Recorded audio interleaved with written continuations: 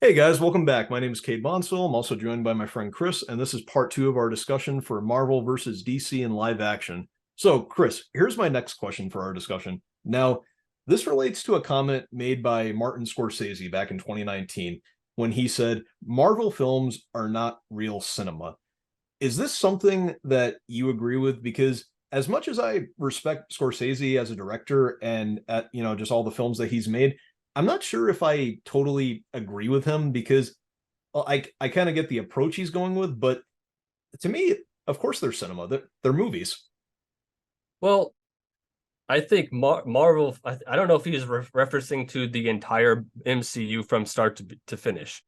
He might be referencing the later stuff. Right now, it's just a bunch of like fan films, from what it looks like. You got some big names, characters. You have cameos.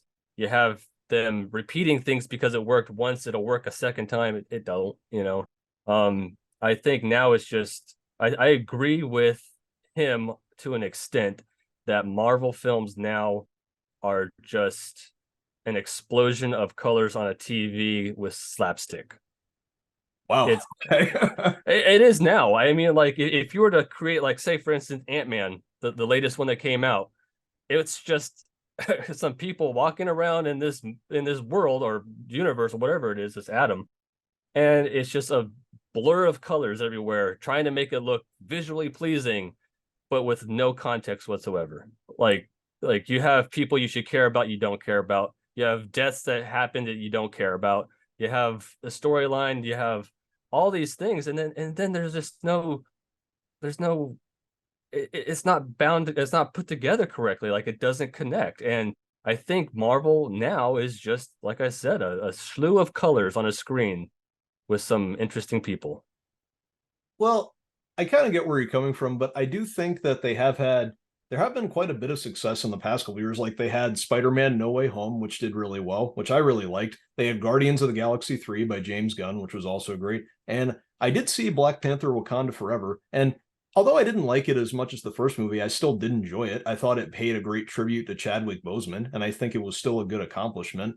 But let's get on to our next question. So what do you think DC needs to do in order to be more successful in live action? And this relates to our discussion that we had about James Gunn DCU slate a couple of months ago. So, what is it that you think his new slate needs to do in order to make DC more successful in film? Well, I don't know what James, like. I understand he has this idea of all these different films coming out, the ideas coming out. I don't know what they're supposed to be. Like, a lot of them I'm interested in. Like, a couple of them I'm definitely interested in seeing because I think it'll be an interesting, fun film to watch. But if he's creating a universe, which it doesn't sound like he is, I don't think it's. I think it's just like getting live action animated shows now. Like an animated show stands alone. It's fun to watch. You can watch it. I feel like some of these films that James Gunn's doing is going to be just a live action standalone film that's fun to watch, and that's it. I don't see a universe coming out of it much. Yeah, some they're going to have crossovers from the animated to the live action. There'll be crossovers like that. I don't see a universe out of it, though. I think Zack Snyder had an idea. I think he had a universe in the creation that just didn't go anywhere because of back behind the scenes things, but there was an idea there. I and a really cool idea that I think a lot of people would have been on board with. As it stands right now, I don't know where James Gunn's going. I'm interested to see, but I don't think it's going to save the DCU at the moment, from what I'm seeing. I do I do like the fact that I guess, rumors be it, we're gonna have a Lobo. That's Yes. gonna be fun. Yeah, So, that should be fun. Yeah. and I'm glad that to say that it's probably going to be Jason Momoa, where I think he did an amazing Aquaman, taking a different idea from it or a different stance from it. But I think he was born to play Lobo. Oh yeah, So I agree. I I think he'd be awesome as Lobo.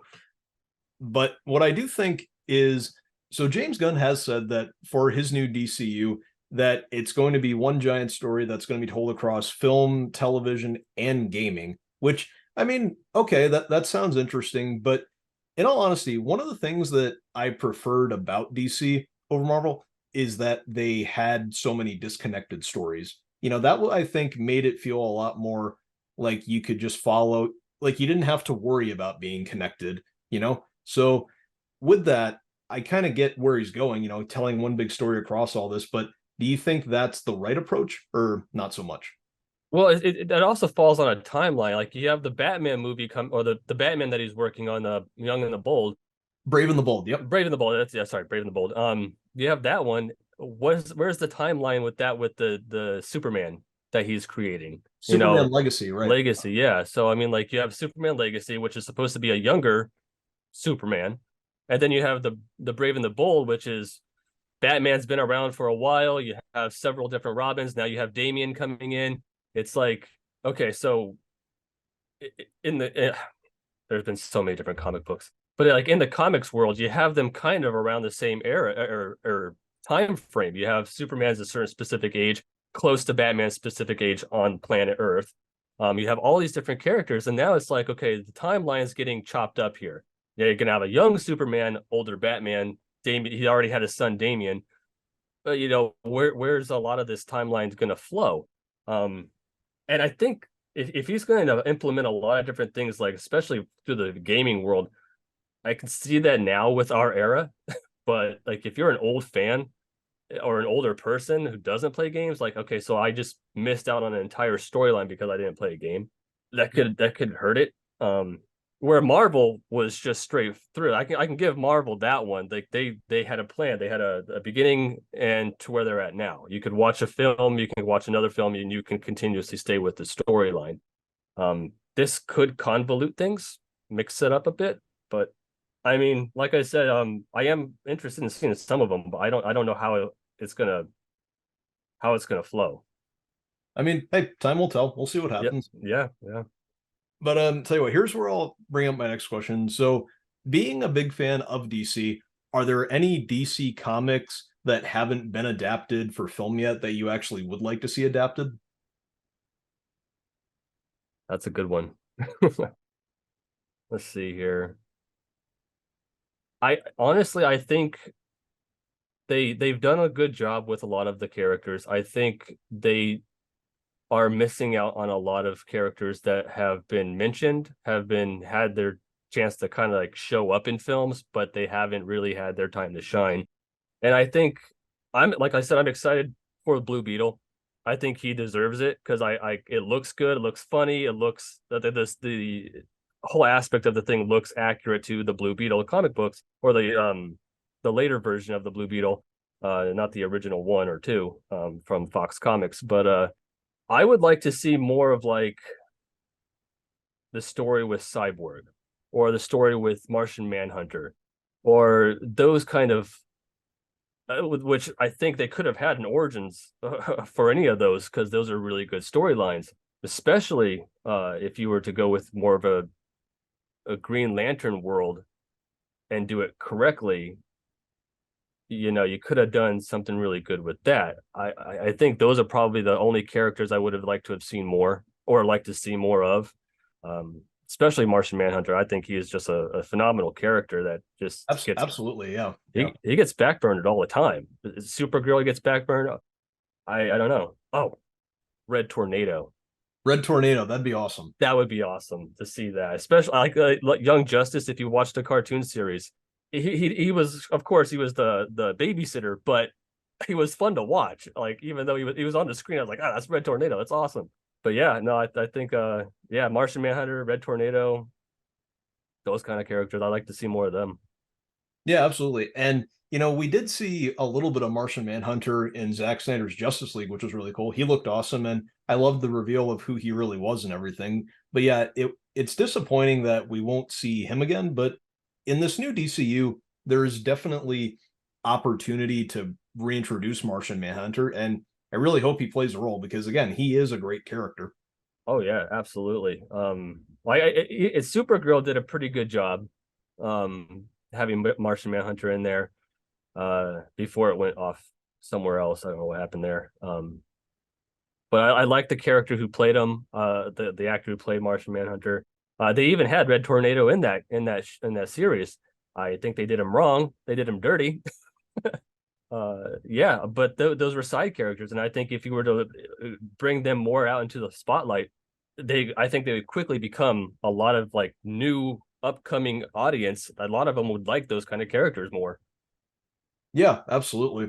We'll tell you what. Why don't we get into our last discussions right here? So this is going to be a two-part question. So the first thing I'll ask about it. This is for DC.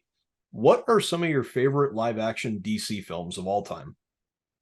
Live action, huh? Well, can't go wrong with Batman and Robin with George Clooney.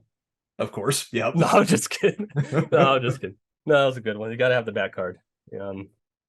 No, I think definitely the Batman live action one would have to be the Michael Keaton one.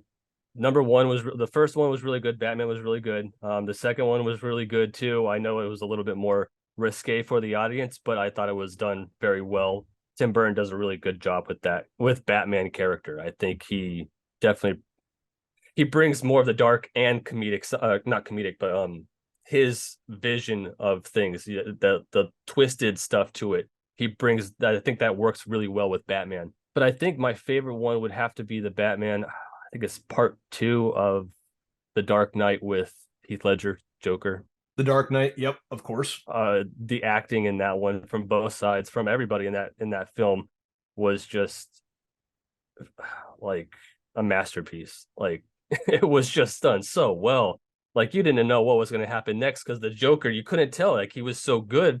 The story was written so well that like, okay, is he saving someone he loves? No, he's saving the oh what? It actually threw you for a loop there. I think that would have to be my favorite one. The second one of The Dark Knight. Yeah, The Dark Knight, of course. I think would you say Watchmen might be one of your favorite DC films? Oh yeah, The Watchmen. I forgot that DC did that. I know it was a movie, but I forgot DC did them. Yeah, I think I'd have to put that number one then. The storytelling in that one was just phenomenal. Every character was played out. Every character had a story. Every character was like you knew everybody by the end of that film, and then you cared about the end of the film. Even the twist at the end when the whole city was destroyed, you're like, oh yeah, I did that a little while ago. Don't you guys are chasing something that's already done. I was like, holy crap, well done. You got me there. Yeah, of course. But yeah, I Yeah. think Watchmen is a great one. The Dark Knight trilogy is probably always going to be, top 3 or just of many DC films that I love. Also, the Batman from last year, that was amazing. I honestly do think I might put Wonder Woman from 2017. I thought that was a good DC movie. Yeah. I did like James Gunn's The Suicide Squad. I thought that was really good. Yep. And I think aside from that, honestly, I think one of the better DC films is probably Man of Steel. I know that people prefer Christopher Reeve's Superman, but something about Henry Cavill's Superman and his first Superman movie, Man of Steel, just something about that I just thought was very unique. And a big part of that was because of Henry Cavill. I just thought he brought the type of life to Superman that you would like. He was just such a great choice for Superman. Well, yeah, because like with Henry Cavill, you're not just getting a pretty boy, like a pretty face. And a lot of the Supermans, you get this really clean baby face with the twirl in the hair and all that kind of stuff. With Henry Cavill, you get more of this you get a man in a man's role. Well, no, I don't mean to sound massage or whatever that is. You get this guy in a role of seriousness. You have the seriousness on his face. You can see it. He's been through quite a bit, especially in his origin story. Later on in Man of Steel, he plays that character to the point where, like, okay, this could go in a lot of different places with the Man of Steel. He's taking on his own his own blood. He's taking on so much that he has to hide his father or his stepfather's death and all that kind of stuff, his real father's death. In the originals, you see a really good Superman, but you don't see any emotion. I feel like he's gonna go save the day. Okay. Henry Cavill's you get emotion, you can feel it in every scene he does almost. It's like he's Superman. I don't know who they're going to replace him with. Yeah, I mean, we'll see. We'll see what happens when Superman Legacy comes along. But aside from your favorite DC films, what are some of your favorite DC villains that have been done in live action? Oh man, they haven't done them yet. Heath Ledger's Joker? Well, yeah. So like, I personally don't think anybody can top Heath Ledger's Joker. I thought that was done very accurate to the Joker being cynical, psychotic, and just screwed up in the head. Like he does that character well. But I think a super villain, they just haven't done Brainiac yet. Right. Yep. Yeah, well, as soon as they do that, then that would be if they do him correctly, that would be my favorite favorite well, even though they did kind of do him in Supergirl, but I didn't like that Brainiac. So I understand. I understand. But yeah, I think that some of the better DC villains who have been portrayed in live action, I mean, aside from Heath Ledger's Joker, also Margot Robbie's Harley Quinn. I love her performance as Harley Quinn. That was amazing. Liam Neeson as Ra's al Ghul. Come on, that is just such a phenomenal performance. But oh yeah, yeah. one that I think doesn't get looked at enough is Michael Shannon's performance as General Zod, and that's why I hold Man of Steel in such high regard, because I thought General Zod's portrayal in that movie was fantastic. Not just with Michael Shannon, who brought so much life to the character, but also the idea, just the concept of Zod. You know, he wasn't just, oh, I have to be evil for the sake of being evil. You know, he's a guy who wants to save his Kryptonian race, and to do that, he has to destroy Earth, because essentially his own people were the reason why his planet was destroyed, and saving his race is part of, is his mission. So I think that really says a lot about his character. Yeah, you're right. He has a point to his villain. That's who's wrong or right in that one, in that scenario. Like he is right. He believes he is right doing what he's doing. And another side, a lot of people think he's doing what is wrong. Is he the super villain though? That's a hard one, because is he a villain? Yeah, because I mean, he is ruthless and he is a murderer and he's willing to kill billions of people, but at the same time, he's also trying to save his own kind. Yeah, and that's a hard one to say there. Like yeah, he is doing some destruction. He is killing a race, but it's not his race. It's to him, humans are like animals. You go and you wipe out an entire forest to build a building. Who's to say who's right or wrong? I'm not saying I'm going to agree that he's doing he's a superhero, but he has a cause to his mission, and he's a villain in some eyes. He's a very well played character. He's a very well thought out character. That's a hard one. I agree. He was done very well. Yeah, I think he's definitely one of the better live action DC villains. But aside from that, now let's go away from DC for a little bit. So Okay. let's get to Marvel real quick. What are some of your favorite Marvel films of all time? And this can relate to inside or outside of the MCU. MCU. Okay. I would have to say my favorite Marvel film was Deadpool. Good choice. Good choice. Like I said, I was originally a Marvel fan. I was a Deadpool fan before Deadpool was even popular amongst the children. I had collected so many comic books, posters, shirts. I would walk around with a Deadpool shirt on with his logo, and people would come up to me and be like, "Hey, I like your Spider-Man shirt." I'm Oh, like, jeez. no, that's not right. That's how I knew. I was like among the few who liked Deadpool as a character, and his comics, his origin story, his multiple origin stories, all that different things. And I knew Ryan Reynolds was going to be perfect for that part. I knew it was going to be R-rated because it had to be. I loved the first movie. It was done really funny. It was done well. Breaking the fourth wall was really good. Um, but it also spawned a lot of people who just immediately jumped on the Deadpool bandwagon, and it ruined it for me, because I liked being among the few. And I knew it was going to do it. Once the Deadpool movie came out, I sold all my stuff. I gave up on Marvel, and I went to like Aquaman, which is this. It's one of my favorite characters. It's among Batman and whatnot. I love Aquaman because he is a underrated character. Yeah, I don't think And enough people really acknowledge how, yeah, he has been portrayed as sort of a goofy character, but I don't think a lot of people really acknowledge how strong and powerful he actually can be. Exactly. He is he is if you were to dive into his lore, you're looking at a lot of like love, hate, loss, destruction. He's not just a character that just talks to fish. He's got so much substance to him.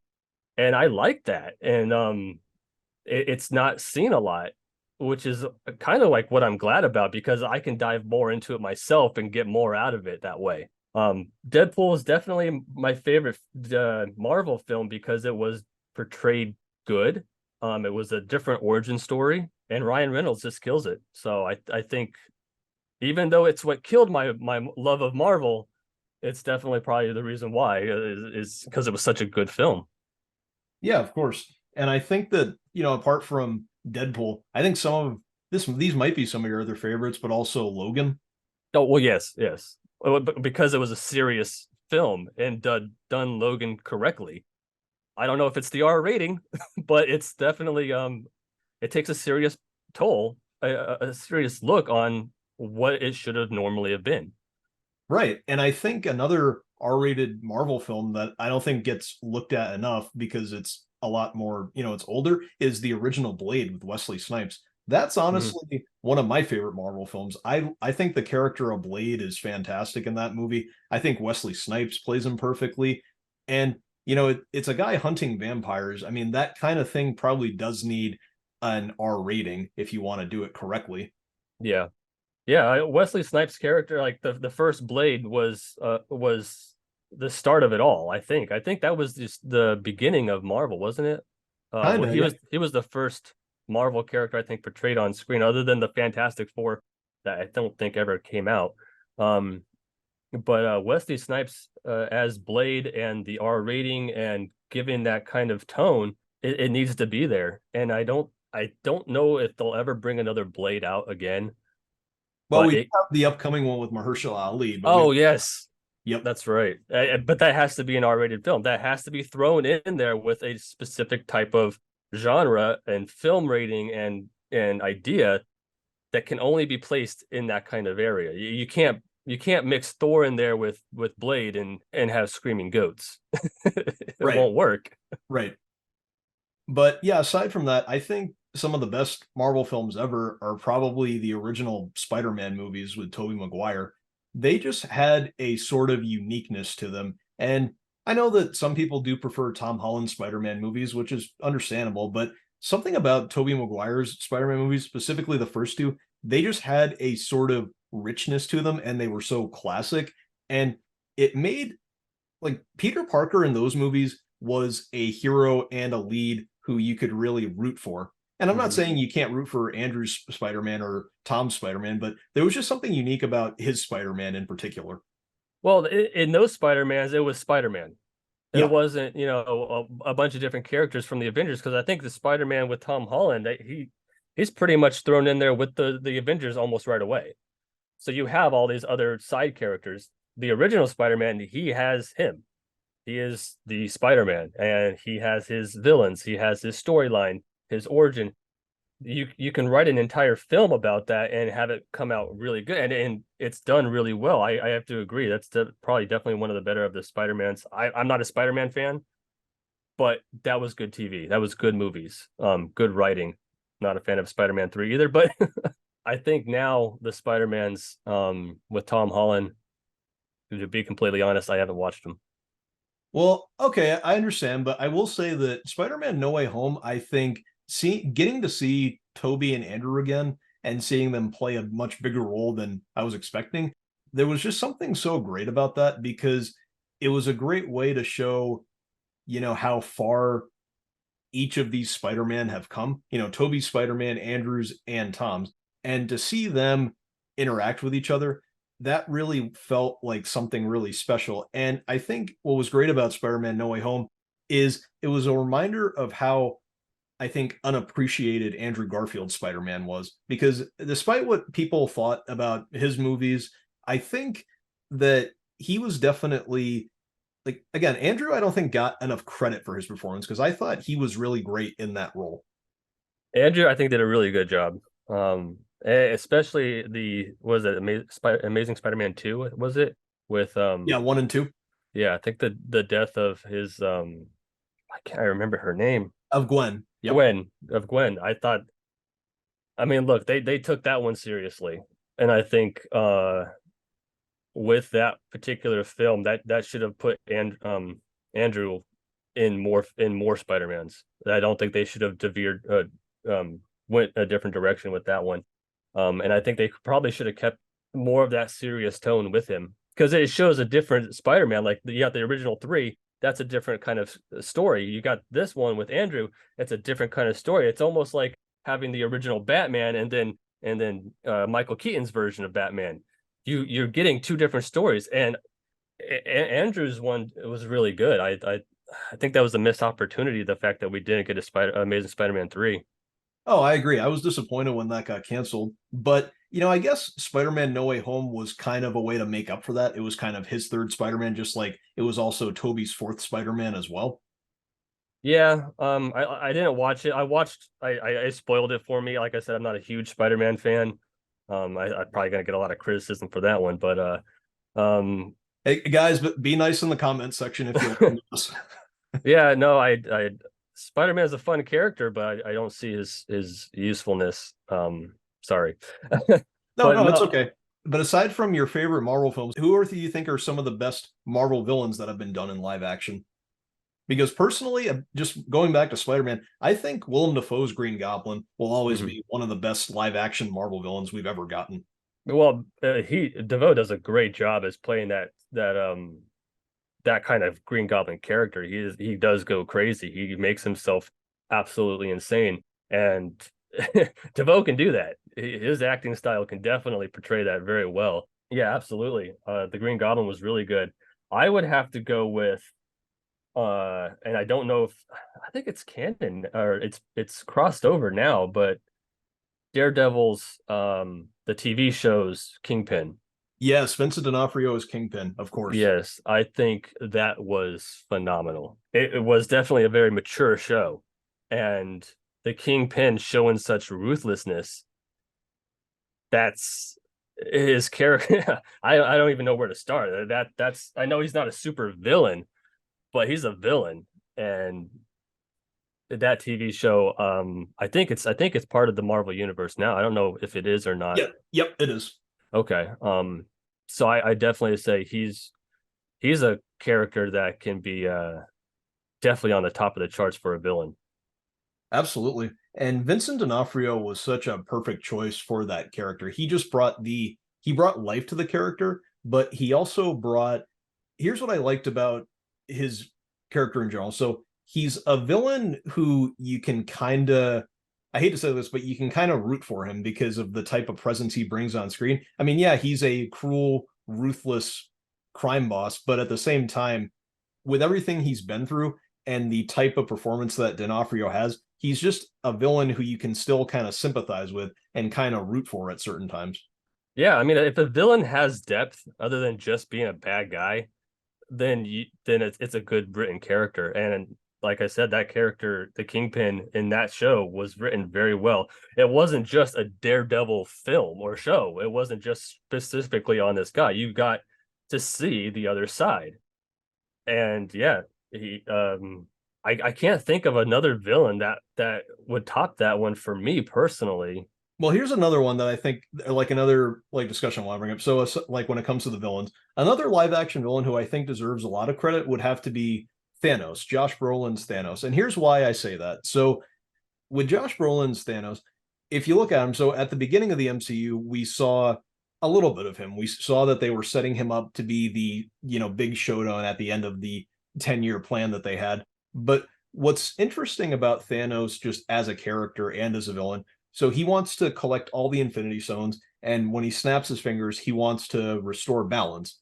He believes that balance it needs to be restored. And if you think about it, when he got all the stones, he could have just snapped his fingers and erased everything, but instead he only wants to erase 50% of it. And that's really interesting about his character. He has the power to do anything he wants, but he chooses to do that instead because he feels balance needs to be restored. And that's an interesting motive for a villain. Yeah, I didn't dive too much into Thanos as much. I believe he's a character that has definitely substance to him. He has his reasoning. Probably one that I wouldn't disagree with as much, very much as it is. But I think the problem with him is his power level. Yep. Like he's supposed to be this like unstoppable creature, and he's letting these minuscule Avengers like to him is he should be all like done, get out of here, I got it, I'm good to go. Like there's a power level there that's it's fluctuating. You got this menacing scary guy that everybody bows down to and fears, and then you have and then it's gone. I don't know. But I like it. He does have, like I said, like you said, he has this story, this reason of why he wants to do it. Yeah, he could erase everything. He just wants balance. I'm not going to say I don't disagree with him, but I mean, you're given this villain, this super villain, this omega villain, a soul, and then changing it up at the very end. You're like, I don't know. It's inconsistent with me. Like Okay. I can Okay. back him up on his reasoning, but he should be able to just do it. He Yeah. shouldn't have anything hindering him. Yeah, I get it. Yeah, but aside from Thanos, I think one last Marvel villain in live action who I think deserves credit is Ian McKellen as Magneto, because his performance in the X-Men movies, the first three and eventually in Days of Future Past, he was just such a perfect choice for that role. And the way that he plays him, he plays such an intelligent villain and unstoppable villain because of what he can do. And also, he's a villain who has like a reasonable motive. He believes, well, apart from feeling that mutants are superior to humans, he's also doing it because he feels that eventually humans will turn on mutants. They'll lead to the destruction of mutants. And if you watch the entire X-Men franchise from beginning to end, he's right. That does eventually happen. And you can kind of understand his reasoning for what he does. Yeah, yeah, no, he did it. If casting the correct character or actor for a specific part, you're gonna get your villain, you're gonna get your superhero, and that actor, he played Magneto correctly. Again, he is a very he was there with Professor X in the beginning. They are best friends, and even within the X-Men movies, you see them sitting across. You see them having conversations on multiple times, and that's I think that's probably the funnest part about the X-Men is just them two's interactions, their dynamics, their the chemistry they have on set, and they're actually best friends in real life too. So it's perfectly casted. That was but I think everything around them kind of got sloppy. The X-Men's, I do believe a couple of the X-Men shows were done very well. The Days of Future Past, I think, I don't remember. Was that when they were younger? That's when they did time travel, when they go back in time and we see the younger and older versions of Oh, themselves. that's right. Yeah. I don't think I watched too much of that. I think I got kind of sidetracked on that one, but I don't know. Once again, I think when you bring time travel in, it ruins a film. Then there's no suspense. There's no, I don't know. I think you lose the fact that you have a character that could potentially die because you could just go back in time and save it. I think the whole suspense there is gone. But if you're looking at performance wise, I think the character who did Magneto is great. I think the character Magneto is great. He is a great supervillain. His motives are there. And yes, he is accurate. Professor X, even he agrees, but he wants to try it a different way. You just have two different sides combating, but it's not they're not both of them aren't wrong. It's just which side's going to work. Well, and that's one of the great things about just Magneto and Professor X's relationship. Aside from being enemies, they're also friends at the same time, which is always something that's fun to see with a hero and a villain. And I think that also relates to characters like Batman and Ra's al Ghul. They're both enemies, but at the same time, they can also be respected allies, not just in the movies, but in the comics as well. So that's one of the great things about them. Well, yeah, I mean, Batman does Bruce does hook up with his daughter. They do have a son. Yes, So they do. Yeah, that they is a do. thing. when you think about it, when you think about Professor X and Magneto, you have two brilliant brains playing chess. They're just playing a big game of chess in real life, and they have all these pawns on each side, and they're just like, you go there, you go there. They're just playing a game of chess. When you think about it that way, it's actually a really interesting way of thinking about it. Yeah, of course. All right. Well, I think that's where we'll end our discussion. Anything else you wanted to talk about before we finish? So one of the things that I've heard lately is because DC has gone dark, Batman is darker, and we know that Batman came from a lighthearted start. Marvel has done that with, and I'm going to bring Deadpool up again too. Deadpool was not the merc with the mouth in the beginning. He was originally a very stone cold mercenary killer in the beginning. And then over time, he became the merc with the mouth, which I think gave him his popularity. Same with Batman. You have a lot of Batman fans of the original Batman, the funny one, but then you have the darker one, and then you got a whole new different fan base. Characters like that are going to change on the fly like that. As much as I would like to say I agree with Thor's change, I don't. I think he should have stayed this God of Thunder. But that's the thing is like I hear things about Batman being too dark. It's the dark world, all that kind of stuff. I think some people gotta realize a lot of the Marvel characters are originally very dark characters, and then they've been dumbed down for entertainment purposes. So I mean that's the only thing I'm gonna say is yeah, a lot of changes have happened to characters. It's just I guess it depends on which one you like. Yeah, it does.